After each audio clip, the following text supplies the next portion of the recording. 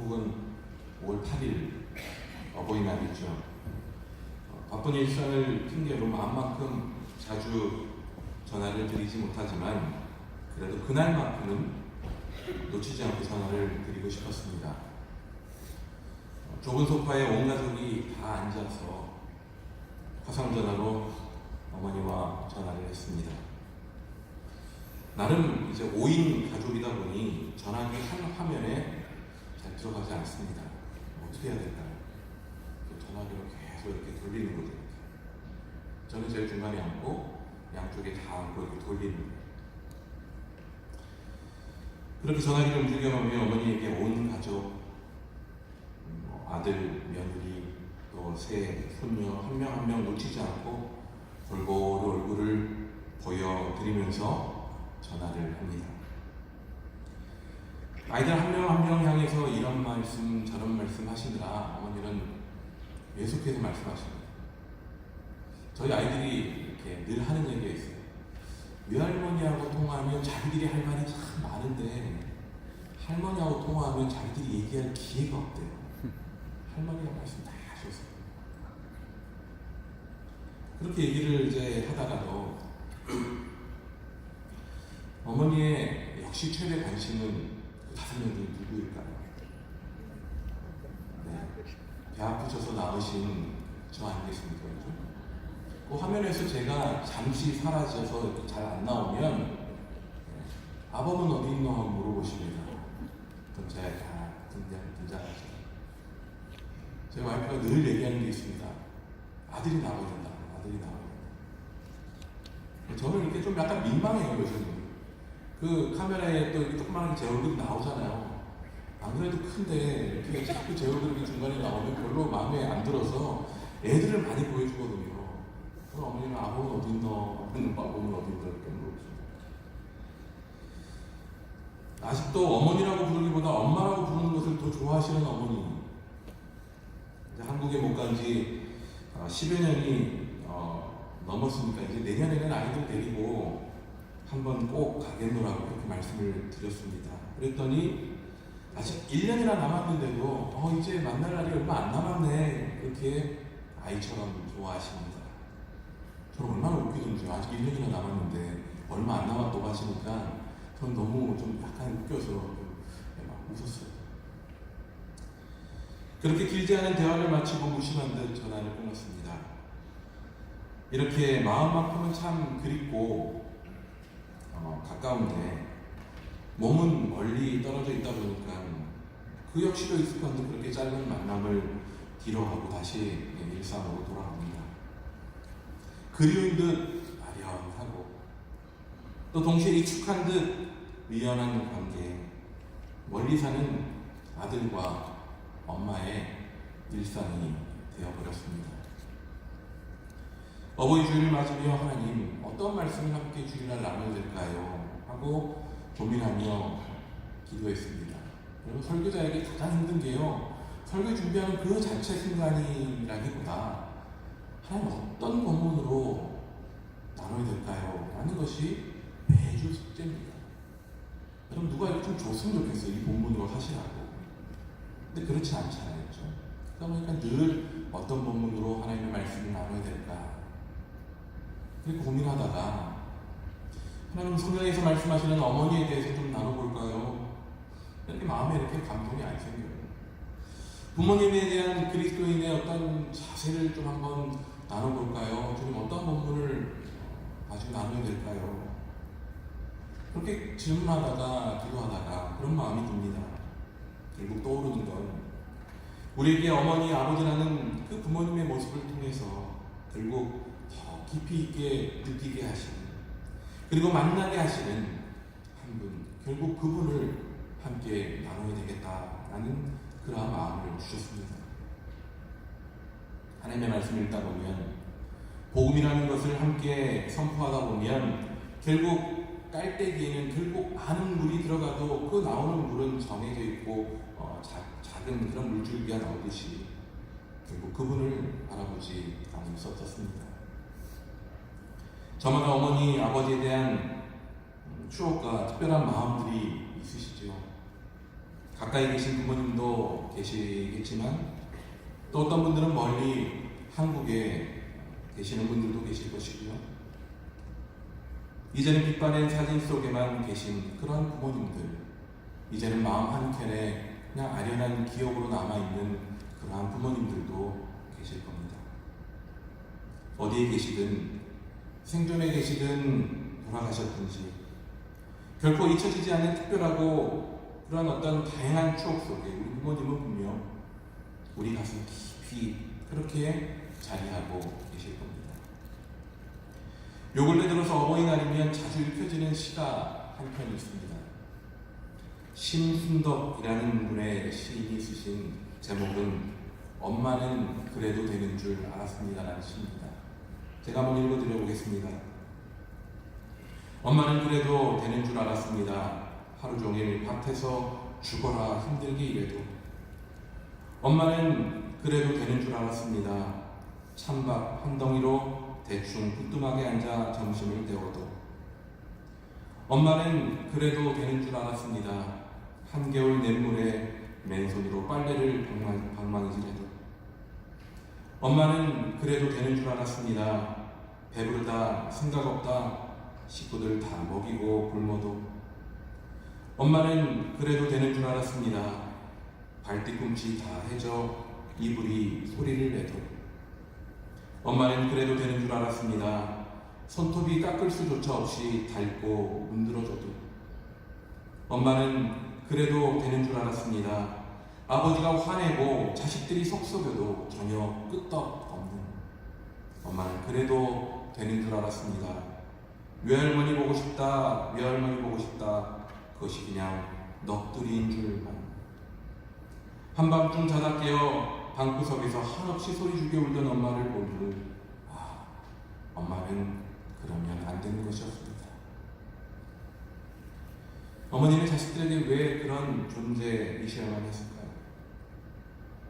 어머니는 왜 그래도 된다고 생각했을까요?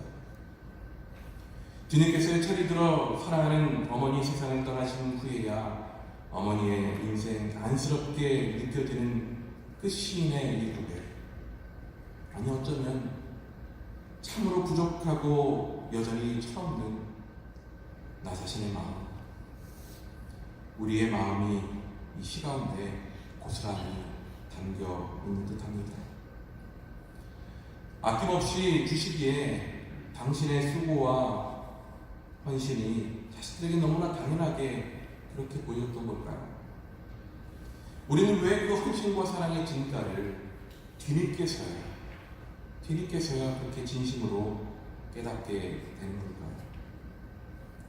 사랑하는 우리의 부모님, 그분들의 조건 없는 수고와 헌신, 그대에는 너무나도 그 희생을 당연하게 여기는 우리 자녀들의 생각, 우리 어머니는, 우리 부모님은 그러면 안 되는 것이었습니다. 그런데 부모님은 그래도 되는 줄 알았다라는 우리의 착각이 우리의 신앙의 삶 속에서도 있는 것 같아 보입니다. 우리를 위해 주신 하나님의 은혜, 예수 그리스도의 그 고난의 삶이 나도 모르는 사이에 너무 자연스럽게, 너무 당연하게 여겨지더라는 것이지. 수만 번 들어도 예수님의 십자가 그 은혜의 무게, 그 가치는 결코 가벼워질 수 없는 그런 큰 은혜임에도 시간이 지날수록 예수님은 그래도 되는 줄 알았어요. 그렇게 생각하고 맙니다. 요즘 성교학교를 진행 중에 있습니다. 그 학교에서 읽고 있는 교재 책이 있는데요. 그 책 이름이 바로 크리스토 라이트라는 신학자가 쓴 하나님 백성의 선교라는 책입니다. 그 책에서 유명한 목사님이셨죠. 존 스토트 목사님께서 말씀하신 그 내용을 인용한 부분이 이렇게 있습니다. 많은 사람이 오늘날 복음을 거부합니다. 복음이 잘못된 것이라고 인식하기 때문이 아니라 오히려 하찮은 것이라 생각하기 때문입니다. 우리를 향한 그리스도의 은혜, 그 헌신과 자기 내어줌의 사랑이 너무나도 익숙해져 버립니다. 아니 너무나도 그냥 이 호로 그냥 맴도는 그런 말처럼 느껴질 뿐이라는 것이죠. 너무나도 당연하게 생각되어지는 소위 우리가 입버릇처럼 얘기하는 은혜로 그렇게 둔갑해버리고 말았습니다. 그 은혜 앞에 진실된 감사가 채워지기보다 당연히 누릴 만한 권리 마냥 그렇게 우리에게 여겨지고 있다는 것이죠.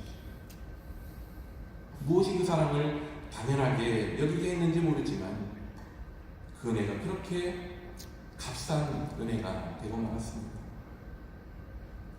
히틀러 나치 정권 아래에서 정말 복음을 부르짖었던 루터교 신학자의 목사였던 디트리히 본헤퍼 목사님께서 이와 같은 모습을 일컬어 값싼 은혜라고 칭했습니다.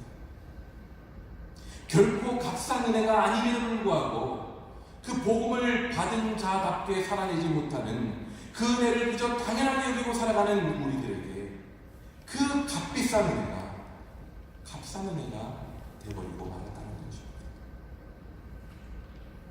우리가 받는 은혜는 나 자신의 회개와 수고와 훈련, 내려놓음 없이 거저받는 은혜가 될 수 없습니다. 예수님의 십자가와 부활, 그 능력과 은혜를 우리가 부인하지 않는다 하여도 내가 그 은혜에 합당하지 않는 삶을 살아가 버리고 만다면, 그냥 그 은혜가 나에게 이미 주어진 너무나도 익숙한 것으로 여기고 살아간다면 그 은혜는 이미 값싼 은혜가 되어버리고 만 것이라는 거죠. 나는 억울한 일은 절대로 참을 수 없으면서도 예수님은 그래도 되는 줄 알았습니다. 나는 힘들고 어려운 일 마주할 때면 왜 하필 나에게라고 그렇게 불평하면서도 예수님은 그래도 되는 줄 알았습니다. 나는 남들보다 결코 손톱만큼도 손해보고 싶지 않지만 예수님은 그래도 되는 줄 알았습니다. 나는 누군가의 조롱과 손가락질을 받고 무시당하는 분노하면서도 예수님은 그래도 되는 줄 알았습니다. 나는 누군가를 위해 희생하기를 참 꺼려하지만 예수님은 그래도 되는 줄 알았습니다. 나는 누군가를 위해 결코 죽을 수 없지만 예수님은 그래도 되는 줄 알았습니다. 예수님이 그렇게 고통 속에서도 죽음까지 마다하지 않으신 만큼 아낌없이 내어주셨건만 정작 그 은혜를 받아든 우리는 그 은혜를 너무나도 값싸게 여기고 말았다는 것이죠. 지금 모두 여기까지 우리가 살아오며 인생의 고비고비 넘으며 달려오기까지 우리 각자의 부모님의 큰 수고와 헌신이 그리고 그 눈물이 없다 말할 수 없기에 지금의 내가 있기까지 우리 부모님의 은혜는 결코 값싼 은혜라 말할 수 없겠죠. 여기는 어느 누구가 내 부모의 은혜가 값싸다라고 얘기할 수 있겠습니까? 이처럼 지금 우리에게 주어진 영원한 생명의 은혜는 예수 그리스도의 십자가, 그 고통과 수모와 아픔으로 인해 주어진 값비싼 은혜로 주어진 것입니다. 요한은 이 복음서를 마무리하면서 이 글을 기록하게 된 목적이 무엇인지를 오늘 이 본문 말씀에서 분명히 밝힙니다. 오직 이것을 기록함은 너희를 예수께서 하나님의 아들 그리스도이심을 믿게 하려 하며 또 너희로 믿고 그 이름을 힘입어 생명을 얻게 하려 함이니라. 우리가 예수님의 십자가 그 은혜를 당연하게 여기며 나도 모르는 사이에 값싼 은혜로 여기며 살아가서는 안 될 분명한 이유를 이 복음서를 마무리하면서 밝히고 있다는 것이죠. 그것은 바로 예수님이 누구이신가라는 것입니다. 이 예수님이 누구이신가를 우리가 진정 알고 믿는다면 결코 값싼 은혜에 머물 수 없다는 것이죠. 예수님이 어떠하신 분이라고 얘기합니다. 예수님은 하나님의 아들이십니다. 예수님은 그리스도이십니다라고 고백하죠. 여러분, 누가 하나님의 아들일 수 있습니까? 하나님의 아들은 오직 한 분 예수님이시죠. 누가 우리의 구원자요 메시아일 수 있습니까? 누가 그리스도일 수 있습니까? 세상에 수많은 거짓된 그리스도라고 얘기하는 그런 자들이 있지만 누가 참 그리스도가 될 수 있습니까? 누가 참 구원자가 될 수 있습니까? 예수 그리스도 한 분 외에는 없지 않습니까? 온 우주 만물을 창조하시며 타락하고 무너진 세상을 새하늘과 새 땅으로 회복시키실 유일한 창조주 하나님, 그분의 아들이 누구이십니까? 한 분, 예수 그리스도밖에 없지 않습니까? 바로 이것이 우리의 복음인 것이죠. 그리고 이 복음이 우리가 믿는 믿음의 내용인 것이죠. 하지만 나도 모르는 사이에 이 복음을 조금 삐딱하게 받아들입니다. 온전히 받아들이지 못하는 것이죠. 이 복음이 왜 우리에게 복음일 수밖에 없는지를 소홀히 여기고 살아갑니다. 왜요? 그냥 익숙해져 버리는 것이죠. 나도 모르게 당연하게 느끼는 것입니다. 그러다 보니 복음이 복음으로 깊이 와닿지 않는 것이죠. 사람들이 복음이라고 얘기하고 교회에서 복음이라고 얘기하는데 나에게는 그게 그렇게 복음처럼 느껴지지 않는 거예요. 그거 당연하지. 나는 그 수준에 머물게 된다는 것입니다. 하지만 예수님은 그러실 수 없는 분이십니다. 하나님의 아들로 유일하신 하나님의 아들 구원자이신 그리스도이시기에 누구도 그러한 고통과 조롱과 핍박, 그 십자가의 죽음을 당연하다, 그래도 된다라고 얘기할 수 있는 사람은 없다라는 것입니다. 그럼에도 예수님이 십자가에 달리셨습니다. 그런 고통 속에 계셔서는 안 되는 분이셨지만 그 자리에 스스로 서셨습니다. 스스로 그러실 수 있는 분이 되어주신 것이죠. 그렇게 예수님의 은혜는 값비싼 은혜인 것입니다. 이것이 예수님은 하나님의 아들이요, 어찌 보면 그리스도라는 그 사실보다도 더 큰 기쁨의 소식이 아닐 수 없다는 것입니다. 예수님이 하나님의 아들이시고 예수님이 우리에게 유일한 그리스도 되신 우리에게 복음인데, 그러한 분, 하나님의 아들이셔서 그 자리에 서실 필요가 없는 분이심에도 불구하고 그분이 스스로 그래도 되시는 분으로 되어주셨다는 그 사실이 우리에게 더 큰 복음으로 다가온다는 것입니다. 우리가 어찌 이것을 값싼 은혜로 여기며 살아갈 수 있겠습니까? 어찌 당연한 것으로 익숙해져 버렸다는 이유로 그렇게 복음 아닌 복음으로 여기고 살아갈 수 있겠습니까? 그래서는 안 되는 것이죠.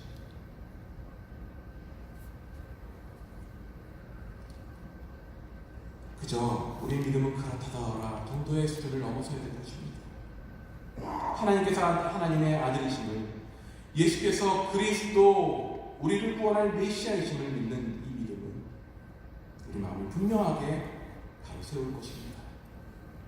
우리 입술로 예수님을 고백하되 예수님은 그래도 되는 줄 알았습니다가 아니라 예수님은 그러실 수 없으십니다, 예수님은 그렇게 되면 안 되십니다라고 예수님의 은혜를 진심으로 고백할 수 있어야 되는 것이죠. 예수님은 우리에게 그러하셔서는 안 되는 귀하신 존귀하신 유일하신 하나님의 아들 그리스도이십니다 라는 고백이 나와야 되는 것입니다.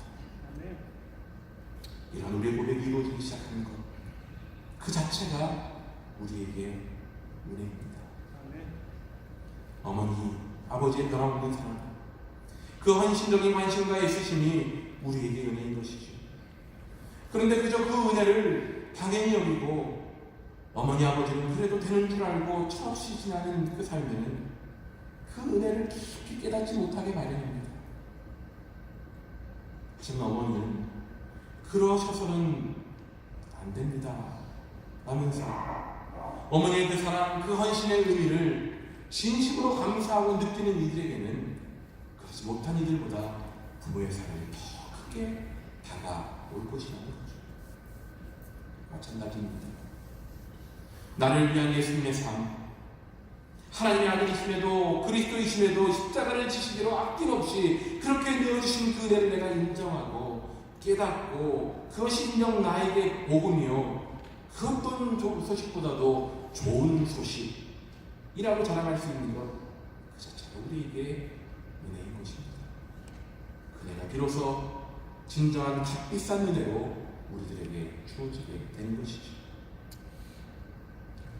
어버이 사랑 앞에 이제 조금, 정말 손톱만큼 조금씩 철이 들어가는구나 라는 생각을 저 자신에게 합니다. 다시 한 번 말씀드립니다. 손톱만큼 그만큼 철이 드는구나 라는 생각을 합니다. 지금껏 나를 왜 아낌없이 내어주셨는데 그럼 이제 무엇을 할 수 있을까? 어쩌면 생각보다 어렵지 않은 숙제였는데 지금껏 너무 어렵게 생각했던 건 아닌가라는 생각을 요즘에 많이 해보게 됩니다. 아마도 그 방법은 부모님이 즐거워하시고 기뻐하실 일들이 무엇일까 한 번 더 생각해 보는 것입니다. 사람은 나이가 들면서 다시 어릴 적 순산대로 돌아가는 측면이 있다라고 하더군요. 철없어진다는 것이 아니라 어릴 적 작은 것에도 기뻐하던 그 실제로 돌아가는 그런 습성이 우리 인간들에게 있다는 것이죠. 요즘 저 역시도 어머니로부터 그런 모습을 봅니다. 생각보다 어머니가 즐거워하시는 것이 그 이전에 제가 상상하고 생각했던 것처럼 복잡한 것이 아니었구나 하는 것을 깨닫게 됩니다. 어머니를 아들이 생각하고 있다는 것을 조금이라도 느끼시고 확인할 수 있으실 때면 여지없이 정말로 기뻐하셨습니다. 내 아들이, 내 며느리가 나를 기억하고 있구나. 멀리 떨어져 있지만 내 아들, 내 가족이 나를 기억해주고 있구나. 결코 크지 않지만 너희가 나를 생각하고 있는 그 자체만으로도 참으로 기쁘구나. 너희 가족의 그 행복을 나와도 함께 누리려고 하는 그 모습이 나에게 참 즐겁구나. 너희들이 행복한 그 일상의 순간을 나에게 알려주고 보내주고 그렇게 함께 공유하려고 하는 그 모습이 나에게 참 기쁘고 행복하구나. 하는 그런 모습을 통해서 우리 부모님의 모습이 그렇구나. 결코 어렵지만은 않은 것이었구나 라는 생각을 해보게 되더라는 것이죠. 어버이의 은혜 앞에 지극히 작아지는 모습이 많았습니다. 어머니의 큰 사랑에 주눅이 들어버리는 거죠. 너무 잘했지 않습니까? 진짜 어머니께서 거의 저를 한 40년 동안 혼자 키우셨고 그 어머니 사랑이 얼마나 큰지를 사람인 이상 알지 않습니까? 그러다 보니까 어느 순간부터 그 어머니의 사랑의 무게에 제가 눌려버린 거예요. 뭘 할 수 있어요? 공부하는 학생일 때 여기 유학생활 하면서 그런 거 정말 많이 느꼈거든요. 어머니 사랑은 생각할수록 너무 큰데 제가 할 수 있는 건 아무것도 없는 거예요. 거기에 비하면. 그 사랑에 제가 주눅 들어버린 거죠. 지레 그렇게 주눅 들어버릴지 할 수 있는 것이 있었음에도 불구하고 그 사랑 앞에 제가 반응하지 못하는 모습, 그것이 저의 지난날의 모습이었어요. 또 반대로 이렇게 생각하기도 할 것입니다. 그게 어버이의 숙명이지. 어버이는 그럴 수밖에 없고 나도 어버이가 되면 그래도 되는 존재가 될 거니까. 그게 사람의 사이클이지 라고 그렇게 생각해버릴 수도 있었을 것입니다. 하지만 어머니는 그래도 될 수 없는 분이고 나는 그 어머니의 은혜를 당연히 여기며 그녀 앞에 내가 할 수 있는 건 없다라면서 그렇게 고개를 숙이는 것, 그것이 전부, 그것이 아니더라는 것이죠. 하지만 조금씩 배워갑니다. 어머니는 그래도 되는 분이 아니셨고 어머니의 은혜는 그저 받고 끝나는 것이 아니에요. 자녀로서 그 은혜 인정해드리고 그 은혜가 결코 값싼 것이 아니다라는 것을 표현해드리는 것. 그것이 크든 작든 그 은혜가 값비싼 것이었음을 그렇게 고백해드릴 수 있는 것, 삶으로 보여드릴 수 있는 것, 그것이 필요하다는 것임을 조금씩 깨달아갑니다. 우리가 받은 예수님의 은혜, 하나님의 아들이시면서도 십자가에 달리시기까지 고통과 아픔을 통해서 그리스도 되심을 이루신 예수님의 은혜에 우리 역시 이렇게 응답하는 삶이 필요할 것입니다. 그 응답은 무엇을 하느냐에서부터 의미를 갖는 것이 아닐 것입니다. 주님 주시는 그 은혜가 값비싼 은혜를 인정하는 우리의 마음에서부터 이미 시작되어지는 것입니다. 그리고 그 마음은 그 은혜에 걸맞는 삶으로 변화가 이어질 수밖에 없다는 것이죠. 내가 가진 하나님 아들 예수님께서 십자가의 고통 속에서도 그리스도 구원자 되심을 이루셨다는 것을 믿는 그 믿음을 그대로 드러내면 되는 것. 그것이 바로 주님의 은혜를 값비싼 은혜로 인정하는 우리들의 모습인 것입니다. 우리가 받은 예수님의 그 은혜를 우리 스스로 내가 좋은 어떤 뭔가를 해서 값비싼 은혜로 바꾸어 드릴 수 있는 것이 아닙니다. 우리가 무엇을 하나 한들 예수님께, 예수님이 나에게 주신 그 값비싼 은혜보다 더 값비싸게 만들어 드릴 수 있겠습니까? 말도 안 되는 소리죠. 하지만 단 한 가지, 그것이 정말 값비싼 은혜임을 알고 그 은혜에 걸맞는 삶을 살아가기로 내가 다시 한번 결단합니다. 작은 것이 아니죠. 하나님의 값비싼 은혜에 감사하며 그렇게 살아내려고 노력합니다. 그 값비싼 은혜를 받은 우리 서로를 향해 내가 조금 더 헌신하는 것, 그것보다도 나의 육신의 부모님을 향해 그러한 사랑을 표현하는 것이 값비싼 은혜였음을 기억하고 그 큰 기댈 바위 쉴 수 있는 그늘을 주셨음에 감사하고 그렇게 우리의 마음을 표현하는 것, 그것이 바로 하나님의 예수 그리스도의 그 값비싼 은혜에 응답하며 값비싼 은혜를 알아가는 사람들의 모습이 되는 것입니다. 그러한 삶을 살아가십시다. 우리 다우스교 공동체가 우리의 삶을 통해 예수님의 은혜를 값비싸게 여기고 경배하고 예비할 수 있는 공동체, 언제든 그 값비싼 은혜 때문에 서로를 좀 더 용납해주고 배려해주고 사랑해주고 안아주고 칭찬해줄 수 있는 공동체 한번 살아가보시지 않으시겠습니까? 우리 가운데 그 값비싼 은혜가 더 충만하게 경험되어서 가기를 간절히 소원하고 축복합니다.